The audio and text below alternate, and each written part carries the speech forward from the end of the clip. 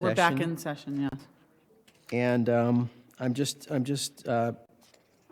announcing that we met on, previously in the evening, we met on item number 2A, the conference with labor negotiator, and we just met on item 2E, conference with legal counsel on existing litigation, Monica versus Brian Williams. And there's nothing to report out on either item. Thank you very much. All right, we're going to move to item. The rest of the items will be continued to a future date, not after this meeting. Report for action, adoption of budget principles for 2017-18 and referral to the city manager for implementation during fiscal year 2017-18. City manager? Thank you, Madam Mayor. I'll make it very quick. As we start the budget season for 17-18, we normally bring to you the budget principles, and these are primarily the principles we used last year too. They really worked for us. Thanks to you, collectively, you gave us the guidance. I can just quickly highlight a couple of minor tweaks that we're making this year. One, it's attached to the agenda report. Towards the bottom half, the item that starts with one-time unrestricted revenues. For example, the annual general fund surplus should only be used for one-time uses such as increasing reserves as opposed to building reserves, because we've met the targets, as you know, in building the reserves. So one principle we are suggesting is it could be increasing the reserves. And then paying off debt. And then we just added the terminology and or paying off unfunded pension, because we started that program last year. If you recall, we set aside $5 million towards the unfunded pension needs.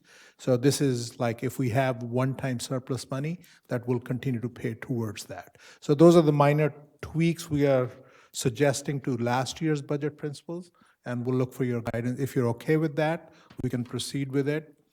And in fact, you could also guide us during the study sessions before the budget adoption as well. Thank you. Are there any questions from the council? Move staff recommendation. Okay, there's a motion and a second. Is there any member of the public liking to speak on this issue?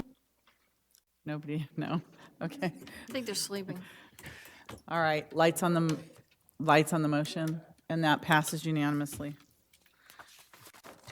All right, the next item is to set the following dates for joint study sessions and public hearings to review and adopt the proposed 2017-18 operating and capital improvement project budget and municipal fee schedule. Second. Any comments from the audience on that? Mayor, if I may make Yes, one City comment, Manager. that to engage the public, we are coordinating with the Citizens Advisory Committee. That you don't see, but it's noted in the report that we are continuing to work with the chair of that committee, and most probably that meeting will be towards the middle of February. Okay, so for the record, we'll include the Citizens Advisory Committee as Right. part of the, one of the study sessions. That answered Debbie's question. Okay, so a motion, second, any comments on that? Lights on the motion, that passes unanimously. Okay, next we have the approval of the city's response to the December 21st, 2016 grand jury request regarding the status update of the 2011-12 report and analysis of pension and other post-employment benefits, and authorization to transmit the response to the Santa Clara County Civil Grand Jury under the mayor's signature. City manager? Thank you, Mayor. Again, we received a letter recently in December of last year. This is based on a 2011-12 grand jury report titled Analysis of Pension and Other Post-Employment Benefits. We had responded previously, but now they're going out to all the cities or municipalities in the county once again, just to get a status update. How is it working for us since then? And generally, the response is that we are following the PERS laws in the pension area. And, you know, since that time also, we have a new law called PEPRA, which we're following, which is a state law. So everything from our perspective is working, and that's what we want to send to them. We just wanted to get your nod on that. All right, is there Motion any, to approve staff recommendation. any comments from the public? Lights on the motion, and that passes Dominic? Oh, sorry. Thank you, unanimously. All right, we have the Stadium Authority items. First is the Ad hoc Stadium Audit Committee minutes of December 8th, 2016, request to note and file. Is there a motion? So moved. Second. Motion second. Any comments from the audience? And that passes unanimously. We're going to take item C next before B. Request for direction to develop a policy for the reservation and use of the community room at Levi Stadium for future authority board consideration and include funding in the Stadium Authority budget for fiscal year 2017-18 for use of the community room. Executive Director. Yeah, Madam Chair in this case, and board members. At the January 10th meeting, you had asked us to bring back a report on this. Ruth Shikara, Assistant City Manager, has a brief report on this. What she'll present to you is where the space is allocated in the lease agreement and also the charges. And we took a sample of a meeting, and it's just to give you an idea what it could cost. Thank you. Good Shikata? morning.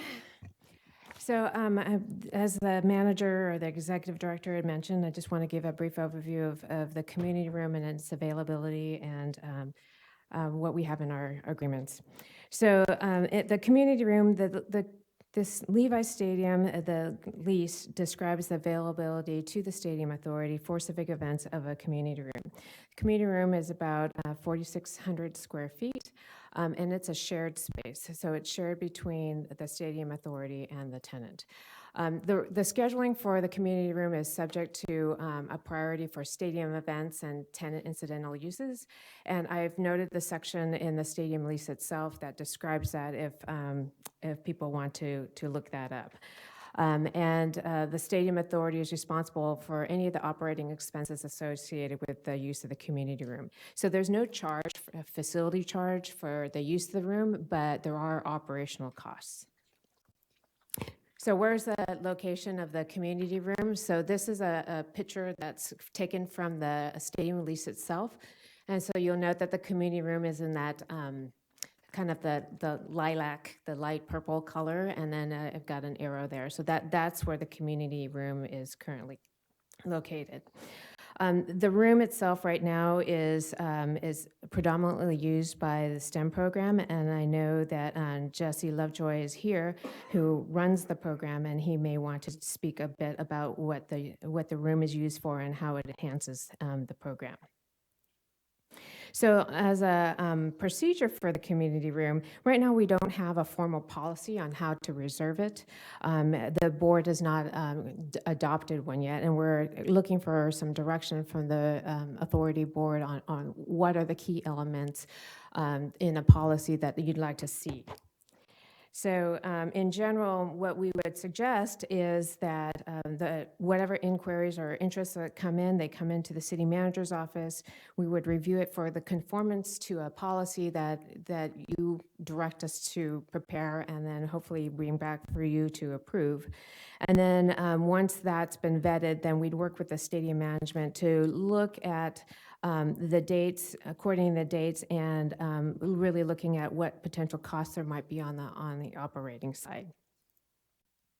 So what are some of the operational expenses? Operational expenses would include like a setup and tear down, security, guest services, janitorial, possible AV rental or furniture rental, and catering. In regard to the AV and furniture rental, the Stadium Authority does not have any assets, so we don't own any furniture and we don't own any AV. So if someone wants to use the community room and wants to use that, they'd have to rent those pieces from stadium management.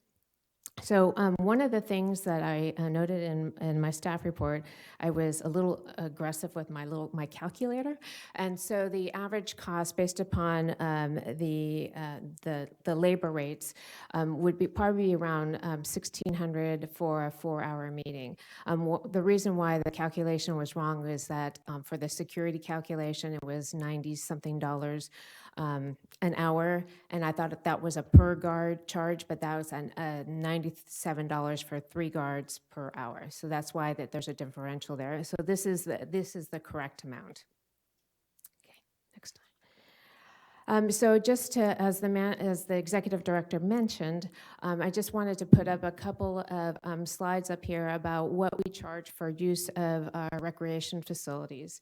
And this comes from our fee schedule.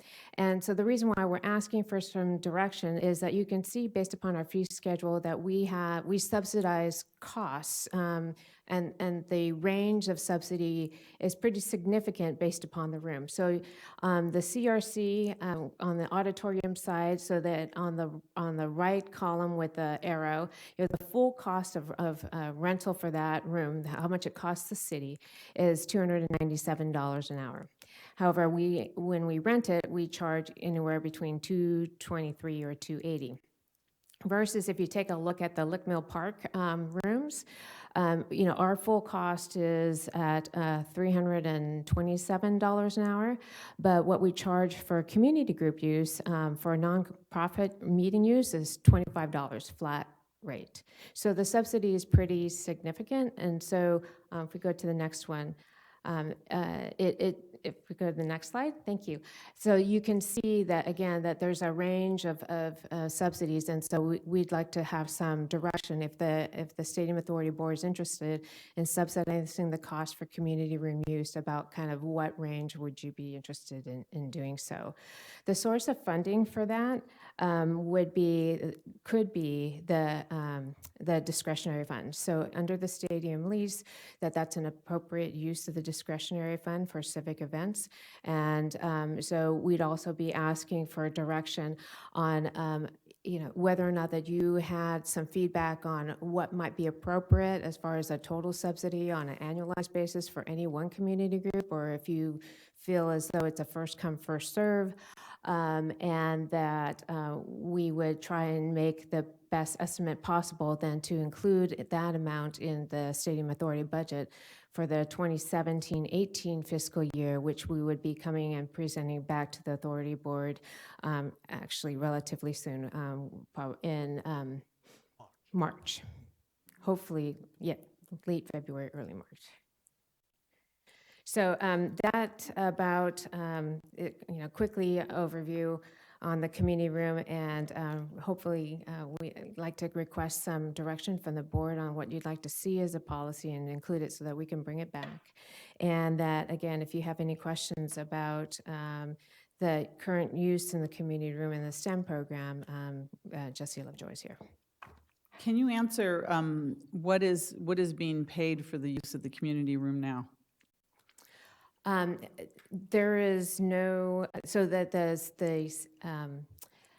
49er organization does not pay for the use of the community room, because by the terms of the lease, they do have access to the community room. So just like we have access to the community room at no charge, they have access to they have rights to the community room. So who's paying the operational costs for the STEM program in the community room? Well, I don't think that I'm the best person to answer that. I mean, they can certainly answer that answer that part if you're interested. Very good, thank you. That's why we pulled this up, so you could still be here. Listen, I would have Yes, stayed for thank both of them, I you. promise. Good morning, Madam Mayor and council members, Jim Mercurio, sorry, Vice President of Stadium Operations and General Manager. The 49ers do pay, as you know, part of our leasehold is to have access to spaces inside the building. So the rent that we pay goes and includes you know, the use of that community room. In terms of the operating expenses, the 49ers pay for all of those expenses for that STEAM program, for everything. I know you pay for the STEAM program, but what do you pay? Does the 49ers pay the operational expenses, like the rentals of all the equipment and all that? Yeah, that's all. Those are our assets. That's correct. We own those assets. We pay for the operating Like the expenses. security and all that? Anything associated with that program, the STEM program, the museum, that's all 49ers. So it doesn't come out of the non-NFL Doesn't side have of the, 100% 49ers. okay, Yeah. thank you. So with respect to what Ruth has presented, with respect to if you were to have a civic event or a community event, those operating expenses would be borne by the city or the board. Because the operating expenses seem really, really, really high. And let me tell you, So I don't think any of our nonprofits could afford that. understand, and, we're kind of taking a shot in the dark here because we don't know the size and scope of the event. Each one of those events would be customized. So depending upon the size and scope, if you had 50 people versus 175 people, if it was for 4 hours versus 8 hours, we're trying to give you a guideline of what I think it would be. But prior to going into that event, we would have a contract for those folks. We would explain exactly what we think those costs are, whether or not there needs to be 2 magnetometers, or can we do it with just one? Can we do it with 1 janitor instead of 3 security guards? All those things. I will tell you, in those expenses, the 49er management company is not trying to make any money. We're just trying to cover those expenses and understand what those costs are. I'm going to ask, and I don't know if you're prepared to answer, City Attorney, about Measure J, and maybe we have to refer this to you and how that deals with the community room, because I didn't have a chance to pull it out and look at it. I think you'd have to refer it to me at this point. Okay, I think that'll be part of it, to refer what Measure J says about the community room. Because I think there was a lot of talk during the election about the community room, but not at those kind of costs. So we can do that. Debbie, I Oh, know this okay. was your item, so thank you very much. I'm also here, Jesse's here to give a Oh, I got more presentation as questions. well. I'll stay, sure. Okay, so I had the staff pull out this contract that they said that was done by Julio on May 8th, 2015. So you had this room redone, and so who paid for the permits on this? And is this like one of those shared stadium expenses that we have? No, these are all expenses paid by the 49ers, 100%. The 49ers paid for these permits, okay, 49ers paid for the work to be done, yeah, for all Oh, the the work to be work done, okay. associated with that for the room. improvements. Yeah, Okay. And then the museum's in there, so you're saying that the Museum's separate. museum, the STEM, okay. So you've got kids going in there, 110,000, I think I read in your report, okay. So there is no charge at all for them, so why couldn't there be no charge for our people? the 49ers subsidized that program. They So- subsidize that program? That's correct. Okay. All right, so that answers that question, and, oh yeah, and these costs, okay, so I think, Ruth kind of, because I added this up, it came to be like $2,500 to $3,000 for 4-hour minimum, and you said up to 50 people, and then this room seems to have 4,600 square feet, Yeah, so, so she corrected in the slides here with the Okay. error that she had there. And then. 1650, all And right. in terms of the 50, the capacity is closer to 175. So Okay. there's not a maximum of 50. It would be borne by what the square footage of the room would be. So there's no limit on 50. So that was a Okay. little bit of a misnomer. Okay, because that was in the report. So then my next question is, instead of having the security issue, is there another part of the stadium that has an outside entrance where we would have to go through all of this?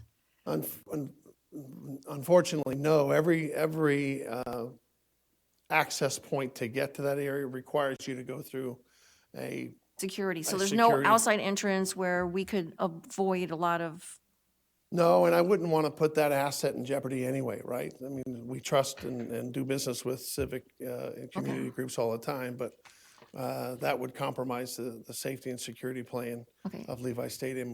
We wouldn't support that. well, I get the security guard thing, but this guest services engineer, $100 an hour, what is that for? So again, these are not mandatory costs. These are estimates that we think could be as part of that expense.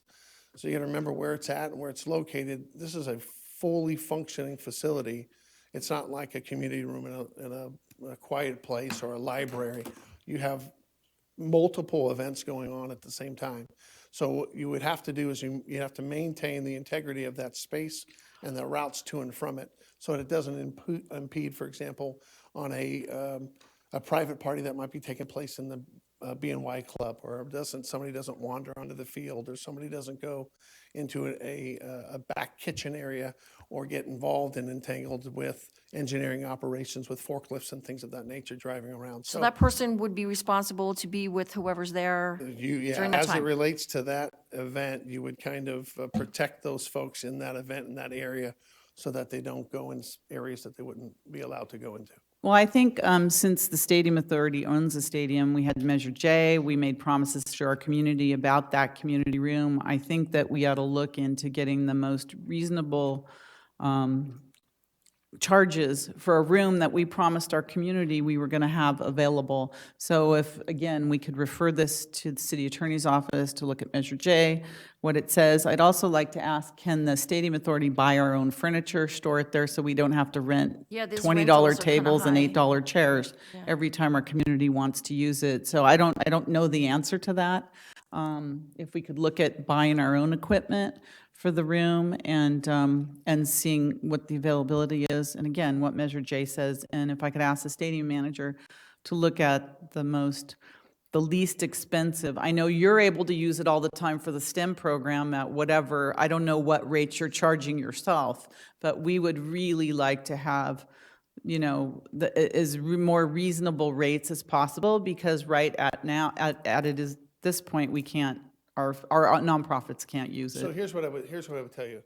We would make those, whatever those operating costs are, the actual cost is what would be passed through. There is no upcharge, there is no anything like that. It's just the actual costs associated with that said event, which is what either the customer or the civic community would be responsible for, or if you mandated that the city wanted to pay for it, or the board wanted to pay for it, and waive those fees, you have those rights to do that. But there are actual costs for those jobs. Okay, so if we could see what we could get that down to, the least amount possible. So again, our community can enjoy the stadium, use the stadium exactly how we promised. We're all for that. Okay. Yeah. And I understand, I have a lot of cards, and I know everybody wants to talk. We know the STEM program's great. We love the STEM program, so I know you're all going to tell us that. So Madam we'll Mayor? go ahead and we'll go through it, but this isn't about the quality of the STEM program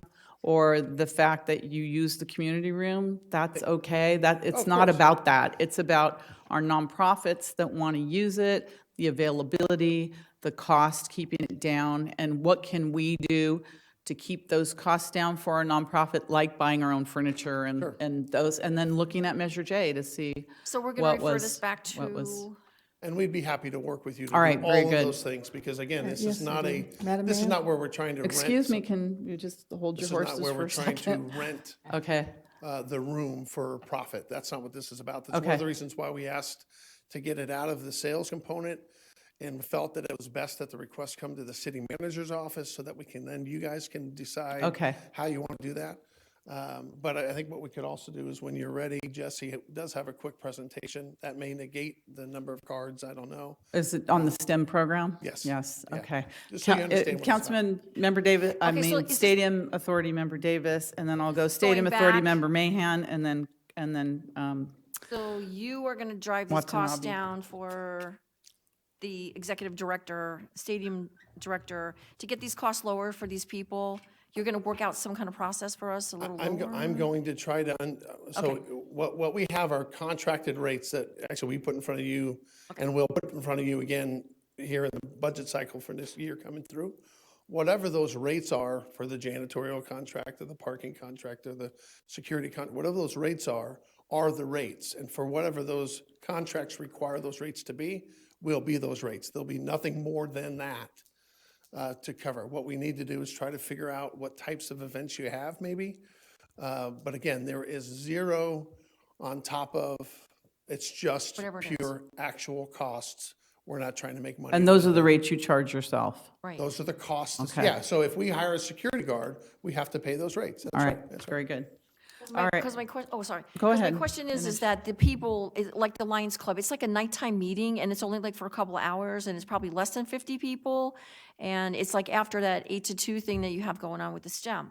So that was just my question. They just want to go and have a meeting. It's not Understood, gonna- but the difference is, for us to hire people, we can't just hire somebody to come in for 30 minutes or 2 hours. We're bound by contracts that we approve and sign. So those folks would actually do that job. Many of them have a 4-hour minimum requirement. So in They this have to stay particular within that 4-hour case, that window. kind Okay. of, that meeting might not be the best place for that meeting. Okay. But if something's a little bit longer than that, it Yeah, they might may be want an event there, more Correct. than just a Yeah, for sure. meeting. You might have Yes. some sort of a fundraising event. Right. Sure. All right, Authority Member Mahan?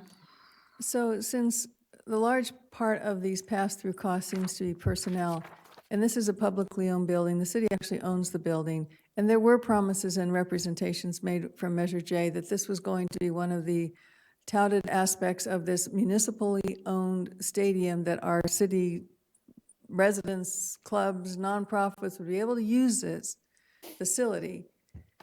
Isn't there some way that we can avoid those high hourly rates for outside contractors and use city employees on the site? It's a city building, much like we've used the senior center for a fundraiser, and all we do is pay, I don't know, $200 just for security, for cleaning. But they have a city employee on site there, which isn't an added cost because it's somebody who's already working for the city. It's part of his salary. Yeah, they may be on overtime or something, but it's just part of our city employee that can be I there. completely understand where you're going. Unfortunately, you have contracts for that work for those people that actually do that job. So much like what you're doing is subsidizing those costs, that would be the avenue by which you'd have to recover those costs. So there's somebody that is hired to do that job already. So for a city employee to come in and do that job would not be appropriate use in this case. That's my understanding. I'd like to refer those comments to the city I attorney know, as because well. we're not looking for obstacles. We're looking for No, listen, cooperation. trust me when I tell you, we're not trying to view this as an obstacle. We're not trying to do anything, but we are bound by agreements. We can always pass an ordinance. Okay, it's late, I'm sorry. All right, Yeah. all right, Okay. thank you very much. So welcome. Okay, cards. Oh, wait, are there other comments? Oh, Rod, did you have something? Okay, cards. Patrick Aaron's, and then Stacy Shi. Stacy left. Oh, she left? Yes. Okay, I don't blame her. Okay. Rocky Fernandez after that. Welcome. Thank you, Mayor Gilmore and City Council. It's good to be back in Santa Clara as a Santa Clara Unified alum, Booksir Middle School and Santa Clara High School. I had a bunch of remarks prepared because I'm trying to stay awake for this. But my name is Patrick Aarons. I'm with the Office of Assembly Member Evan Lowe.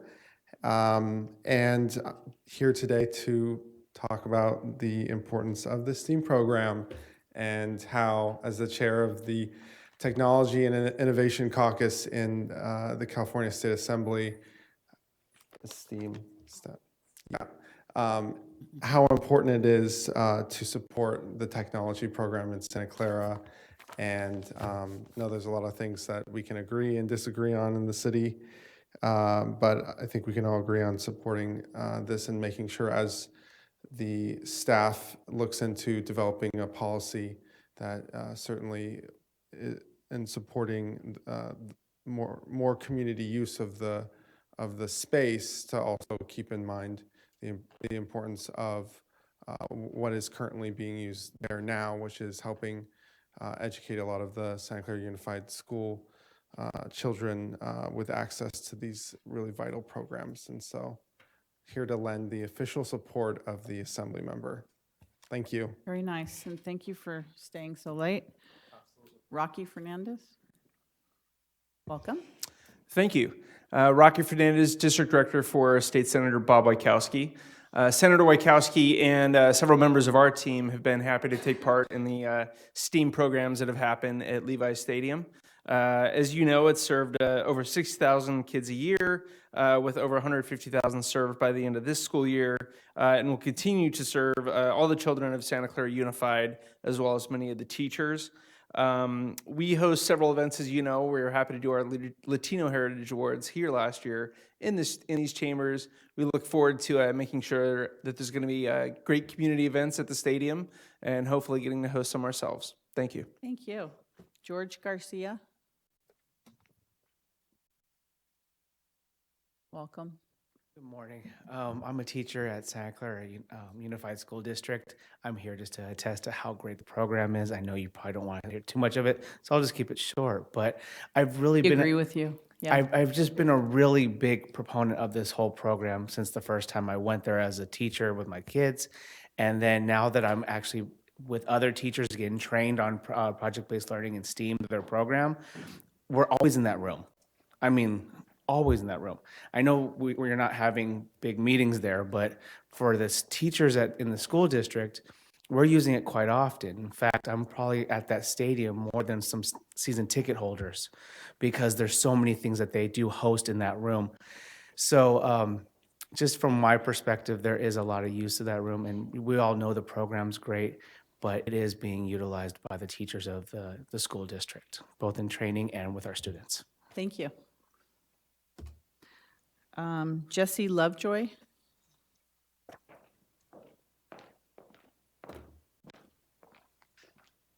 Mayor Gilmore, council, thank you. I did this for you guys. I'm not going to take you through it because like you said, but I will read it. Thank you. And I'll just take the opportunity to do one thing, and that is to thank you all. From Dr. John York, from Denise York, Jed York, Al Guido, Jim, my staff, the people who are here, the partnership with you and with Santa Clara Unified to serve the students who go to school in that district has meant a lot to us. It's meant a lot to me. And I know that we have your complete support in doing that. And that's part of the reason why we're all here, is to, again, thank you for doing that and for allowing us to continue to do that. And we look forward to, working with you in anything that we can do to facilitate your use of the space alongside our use of the space. So thank you very much. Have a great night. Thank you. Stanley Gerber. Did I call Stanley? Stan Garber. Oh my gosh, I can't read. Thank you. Sorry about that. It looked like Gerber.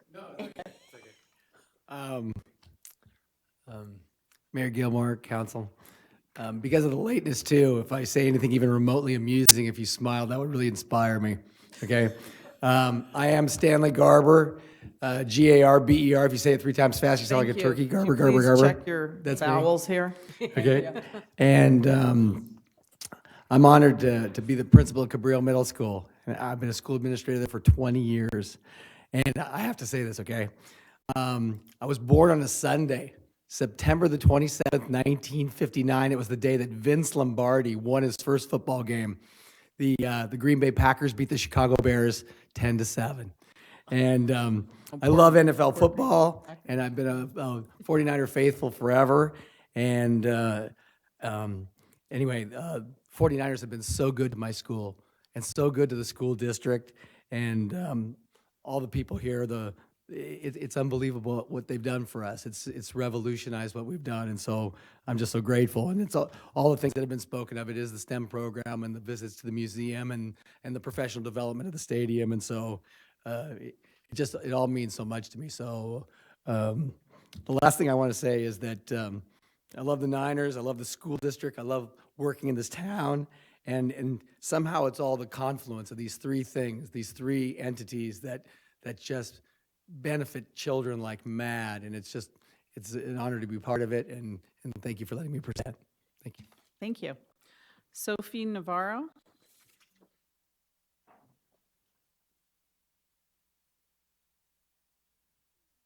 Welcome. Thank you. Good morning. I'm Sophie Navarro. I'm the Senior STEM Education Coordinator with the San Francisco 49ers, and you guys are all well aware of the STEM program. I just wanted to come up here and tell you a little bit about my experience in my position and what I do. I am directly responsible for booking schools and talking to teachers and making sure that they have everything they need to get to the stadium. And I have received an overwhelming response from teachers and with their gratitude towards the program, and a lot coming from Santa Clara Unified School District. So thank you. Thank you. Josiah Rodriguez.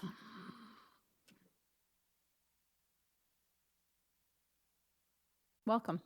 Thank you, Mayor Gilmore, Council. My name is Josiah Rodriguez. I am the instructional coordinator for our STEAM program with the San Francisco 49ers.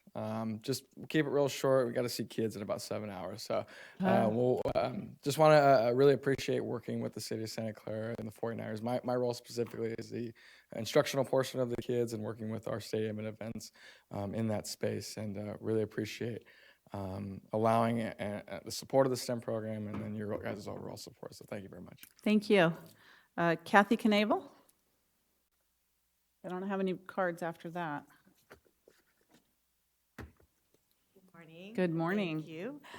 Just to echo everything that they said, one thing I will tell you is that they're not just going to see children tomorrow, they are going to see about 35 of our teachers for STEAM professional development. So the community, the Santa Clara teachers and the Santa Clara students are using that community room. So I thank you for that, and we value the partnership that has been in existence since before the stadium was built. Thank you. Thank you. Anyone else like to speak? Please come forward. Yeah, just a quick thing just to make sure that it gets caught on whatever the procedural thing is, just to, whatever their current schedule is, make sure that's baked into whatever the policy is that you come up with for using the room, so it doesn't step on it, because we don't want to disrupt that. So it's a very just procedural thing, just to make sure that's always accounted for. Thank you.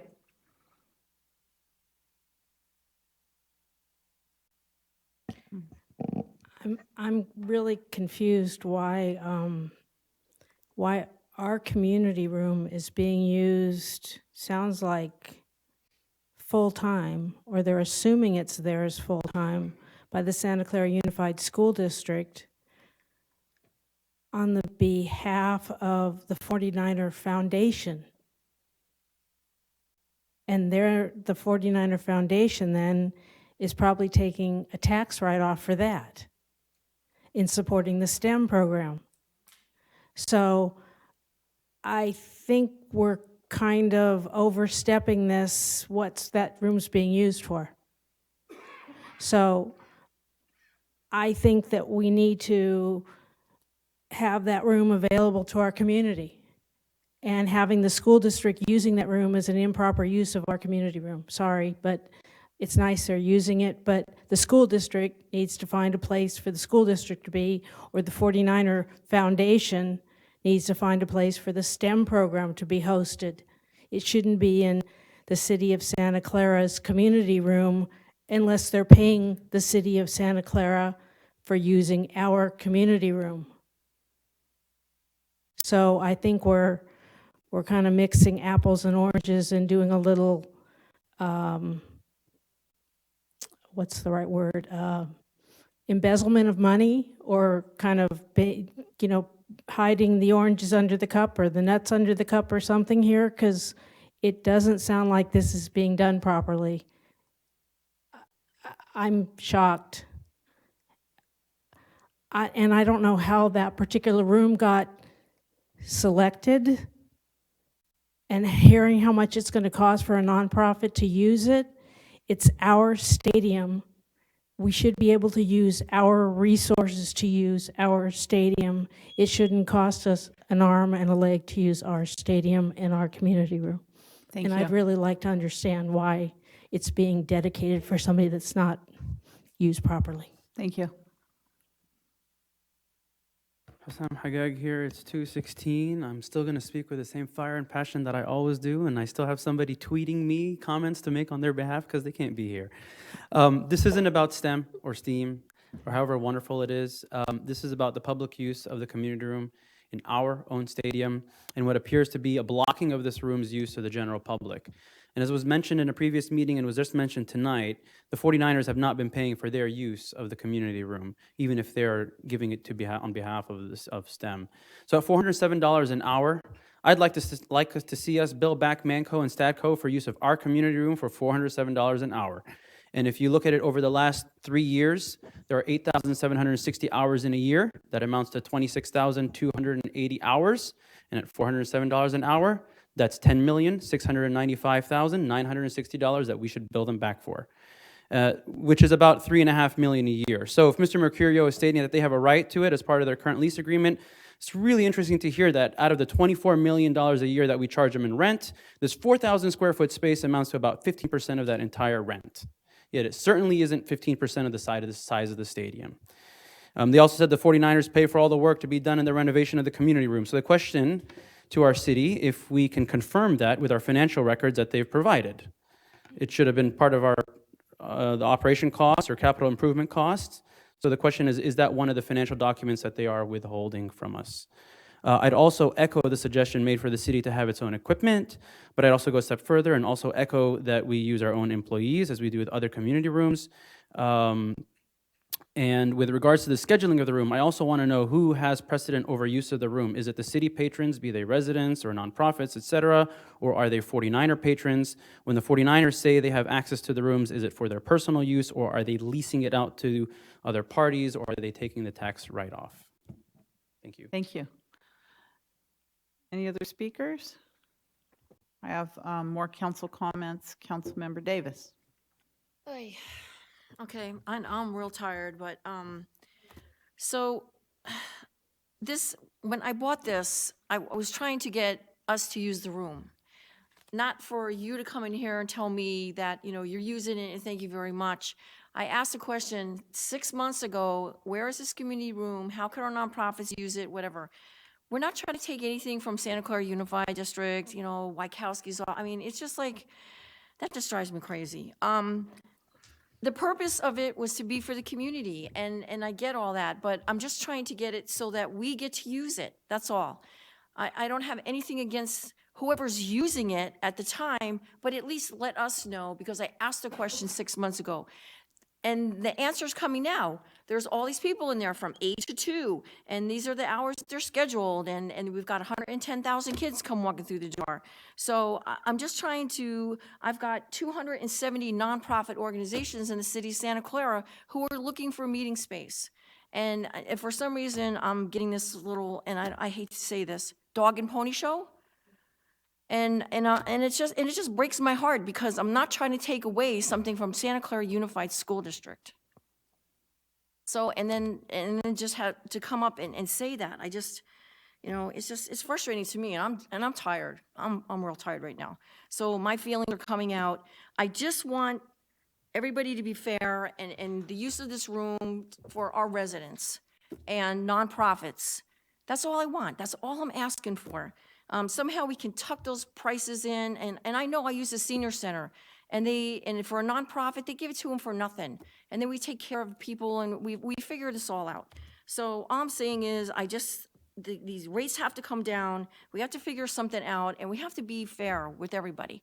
And I know that our kids are using it, yes, they're Santa Clara residents, but at the same time, we have these nonprofits that are just calling and asking, and it was put into a lease agreement, and I don't know. It's just the most frustrating thing that I just had to listen to you, because it wasn't about you. It was about our community and about nonprofits, and I'm sorry that you're even here at 2 o'clock in the morning. So that's all I have to say. I just wanted that on record. Thank you. Authority Member Kolstad. Thanks, Mayor. I read Ruth Shikata's report, and it was very clear to me that the lease provides for who can use the community room and its community groups. However, if the room is not booked, then the Stadco can allow the people from Santa Clara Unified, the students, to use it when it's not booked. It's in the lease. All you have to do is read the lease. It's very clear. She explained it to me. And if there were a community group that wanted to use the community room when STEM or STEAM was scheduled to use it, Stadco would find a acceptable replacement room for STEAM, and the community group would be allowed to use it. So there's no misappropriation of anybody's money. It's per the lease agreement. If you read it, then it should be pretty clear to you. Thank you. So is there a motion on the floor to refer this to City Attorney? So moved. Is there a second? Motion second, lights on the motion. City Attorney, do you know how long it'll take to get back to us on that? I always like to have time certains, close to time certains on this. I'm thinking 30 days. Okay, 30 days, very good. All right, lights on the motion, and that passes unanimously with one member absent. Okay, the next item is the presentation from the stadium manager on the 90-day outlook of calendar events at Levi Stadium. Good morning, everybody, again. Morning. Jim Mercurio, Vice President, Stadium Operations, General Manager of Levi Stadium, just so it's for the record. As we've talked in the past, I've done about 3 or 4 of these. I'll try to get through these. Oh, in the mic, please, thank you. Sorry, guys. Yeah. I'll try to, this is a 90-day look back and 90-day look behind in an effort to try to communicate a little bit better in some of the events that we've had in the past, the number of events that we anticipate having in the future. So if you would, please. I'll start back. I've done about 3 or 4 of these now over the course of time. I anticipate to continue to do these. Pac-12 football championship game was on December 2nd. It was on a Friday. It was a relatively successful event. The Foster Farms event, which was on December 28th, another good event. Here's our schedule for the last games of October, November, and December, with the last game on January 1st. Next slide.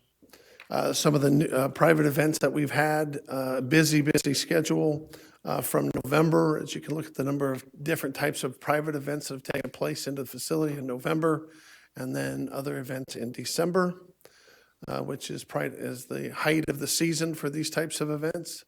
Very quite successful in the month of December, and then what we have here to follow out in January as well. Next slide. 90 days looking ahead, there's a number of events that we've got planned and booked from January and then into February. You see a number of other events. I call attention to a couple, one of which was Debbie Davis's favorites, I think, or she expressed some interest. Councilmember Davis did in the Bacon and Beer Classic. Tickets are still on sale for that. So if you have any interest there, or if you would like to help promote that, Ticketmaster or to our website, there's opportunities for people to purchase. We have a Madden 17 Club Series. It's kind of the video game where it's open to the public. So that's an event in March, and then a April event. We have a spring formal. So bigger public events open to the public.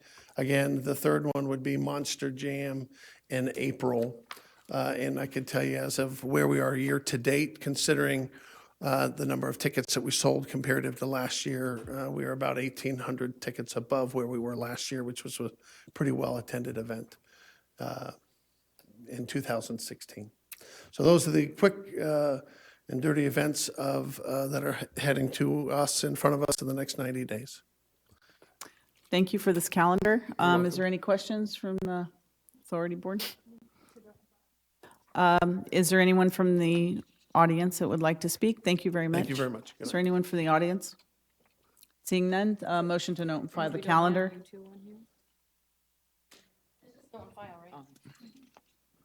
It's the calendar, yeah. Motion second, lights on the motion, passes unanimously. Thank you. Thank you all for coming. We're almost done. Okay, Board and Commission for Action. Civil Service Commission, we have the minutes of January 9th, the request to note and file, and also approval of a modified job specification for mechanical maintenance foreperson and modified job specification and examination waiting for purchasing clerk. Move to note and file, including that approval. Okay, motions, there a second? Motion second. Is there any member of the public wanting to speak on that? Lights on the motion, and that passes unanimously. Public presentations. Anyone like to walk up here and speak? Okay. Oh, you do? I thought we were out of cards. We still have some left? Thank you very much. Okay. Bradley Barberi? Is he still here? I thought he left. And Norma Changris. Norma here? I think she spoke. I think they both spoke earlier. Okay, I guess they're not here. Anyone else? Mr. Hagag? Yeah.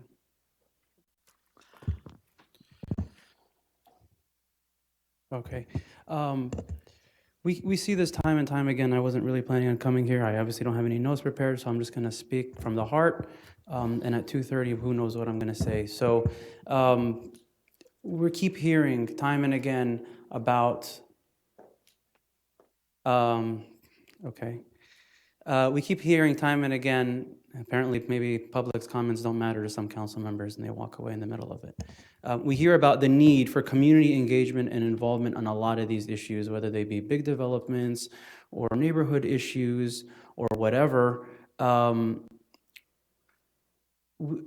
I'm really feeling a lot of frustration as someone who comes to every single council meeting and see this time and time again, and you get new faces every time that there's a big issue, and they come and they fight hard for they're passionate about their stance, and they walk away with, you know, their heads, you know, down, and, you know, maybe they're in tears. We need to really find a solution to this, how to do better community engagement and outreach. We really do, and I hope I submitted as one of my priorities to Mayor and Council email for the Thursday goal setting session for us as a city to really look at how do we effectively do real and honest community engagement. We really need to fix this problem. We're always gonna walk out, you're never gonna get everything you want. That's okay. I didn't get everything I wanted tonight either. That's okay. The community, especially the people who come once in a lifetime for a big issue that they really care about, and they walk away with tears in their eyes or that sort of a thing, it breaks my heart. It really does. We need a better, compassionate city. We need a way to engage the people in honest, open communication with them. And yes, there are going to be some winners, there are going to be some losers. But we really need to take a much better effort at that. And I'm asking for the council to reach their hand and extend for the community. And in turn, the community will mobilize and reach our hand and take that. So I hope that you'll really prioritize that on Thursday's goal-setting meeting. Thank you. Thank you. And we did get the email on that. Thank you. Morning. We've all paid our admission for the 2:30 speaking here. So I would echo what Hossam said about community engagement. It's almost like we need a whole redo of how we do community engagement and how effective that can be. So I hope that becomes a real priority for not just this city, but just the region in general. We got a lot of disenfranchised people. But actually what I'd like to talk to you about is something I saw. It occurred to me that you see San Francisco and other cities giving all kinds of tax incentives and all kinds of rewards for high-tech corporations to open up in their city, get more jobs there. But what I don't see that extended to the small mom-and-pop retail organizations. I will tell you right now, I have 3 employees right now that commute probably over an hour, hour and a half, that are probably not going to be with us much longer. I have 2 employees that are now or they're housing challenged, and they're not going to be able to stay in this area, and they're probably going to leave us. So I provide a pretty good job. I provide pretty good wages, and we are struggling as a small business in this community. And I don't have an answer for you other than I'm just giving you data that you guys need to figure out what to do with, because we are losing employees to the realities of this area. And maybe one way that we can combat that is with some of these incentives that all these high-tech corporations get because they want jobs in this area. Well, guess what? We need retail jobs in this area too, if you want to have any kind of quality of life for your community members to actually participate in. All those great America jobs are going to come in the thing. They're going to have to live somewhere, and they're not going to all come on light rail.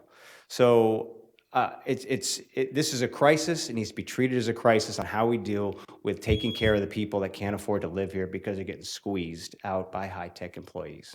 Thanks. Thank you. I have to echo what Hassam says. It's what I say every single meeting. You know, we've got the process at the wrong end. You know, the citizen seems, we get 2 minutes, Great America gets 3 years. I mean, I think it's really disgusting, and it's like we're a necessary evil. You guys work for us, and we don't get to know what the hell's going on, and it's really discouraging and disgusting that over and over again, tonight, they got away with murder. The Planning Commission worked very hard to put some very measurable numbers in there. You guys just let them get away with it. And if you watch the tape from the Planning Commission, this guy back here, he specifically had it in his mind, he was not gonna listen. They agreed to those numbers in that meeting. And then he had this attitude, and you could watch it in the meeting, of just get it over with because I'm gonna get what I want anyways. And he did. You all fell for the bait and switch. He got exactly what he wanted. After he agreed to those numbers, both the TDM and the noise monitoring. And I'm ashamed of every one of you for doing that. And you've got some who are up here, just sucking up to them for whatever they're getting out of it. You've got a community out there that's coming to the point where they don't trust you guys because you just bend over to the business, and it's like, we citizens don't matter.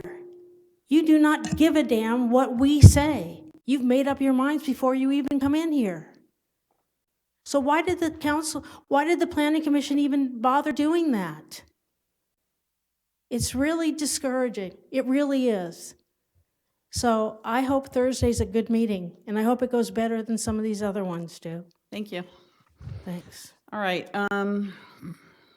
Reports and member special committees. Is there any member having any additional information? Councilmember O'Neill. Thank you. So in respect for the lateness of the hour, I just mentioned that Councilmember Kolstad and I attended the NCPA Strategic Issues Conference last week in Sacramento. And as I alluded to, we're, 40% of, actually, I think it's more like 30%, but a significant percentage of greenhouse gas emissions come from the production of energy, and particularly electricity. So we've just as on our transportation side, on our electricity side, we're going to have to work very, very hard to meet our goals so that we don't cook the planet completely. And then also, at the governance committee, we have been working on some things to standardize and change the amount of time that residents and members of the public have to speak on different items, increasing them in some cases. And we're also looking at making some changes to the order of the agenda to once again facilitate community input by moving public presentations to the beginning of the agenda. So I'm hoping that we will be able to bring those to a council meeting in the very near future to present that to the council and to the public and see if we can adopt that as a new policy or procedure of the council. And also I wanted to mention, in keeping with this theme of community engagement, that I have suggested to some folks that I've been talking about some of these topics for some time, that in light of the postponement of the consideration of what is known as the Moonlight Lanes project, that we have a little bit of time, and that I'd be willing to coordinate so that we start having a series of meetings open to the public, and where we are engaged with the public to talk about things like, perhaps bringing in retired county planner Don Whedon to talk about. He has a kind of a Santa Clara County 3.0 presentation or something, kind of talking about what is the view of what communities are going to look like in the near future and what we might need to do about that. I've thought about we could have a session on the concept of placemaking. And, we've talked about hiring a project for public spaces and maybe have a kickoff to the concept of having the community involved in discussing what it is that we want to see parts of our city look like. And then another suggestion, we've touched on the idea of retail. And Mr. Vartan talked about some of the difficulties there. I was reading an article in the San Francisco Chronicle, I think yesterday, talking about the numbers of restaurants some of them prominent, that have closed in the last 6 months to a year because of some of the issues related to labor. But just the challenges being faced by the retail and restaurant community in general, and why are we seeing stores close, and what are the things that we might do, particularly along the El Camino. So that's one of the suggestions I've had, to see if there's any support for doing that, as part of having a series of ongoing discussions with the community to exchange ideas and to have a more informed process. So I was looking to see if there's any support for that idea. Maybe, but we're kind of, are we awake still? We do support that, but can you bring it back at a? You're drinking Diet Coke, man.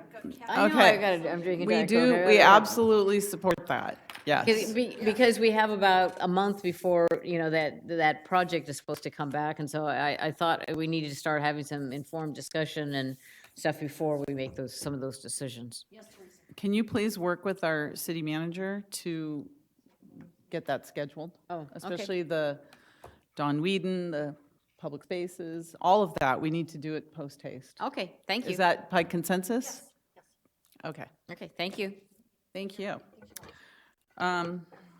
Okay, city manager reports. Yes, Madam Mayor, since it's not 3 yet, I have 5 or 6 things to talk. No, just kidding. Just kidding. Thank you. Yes. Reports action taken in closed session. We do have an adjournment. We have an adjournment, though, in Tony Galepis' honor. Do you have it? Does somebody have it? I don't have it. Can I have it, please? I knew him. I'd like to talk about him. I'd like to read it. If you have it, thank you. We're going to adjourn. I'm asking the council to adjourn this meeting in honor of Tony J. Galepis. Tony was a resident of Santa Clara in 1959. He moved his family to Santa Clara and remained a proud resident of Santa Clara for over 57 years. Tony supported numerous local charities and volunteered as a driver for Heart of the Valley, a nonprofit organization that supports independent living for seniors, for 8 years. He's remembered for touching the lives of many and is remembered for always putting his family and friends first. He was a Teamster. He was a very, very interesting character. I loved him. He was a great guy. And really sad that he passed away. So I'm asking that we adjourn in his memory. Is there a motion? So moved. Motion, second, okay. Lights on the motion, and that passes unanimously. This is the latest meeting. 10 hours straight, we did it. Thank you.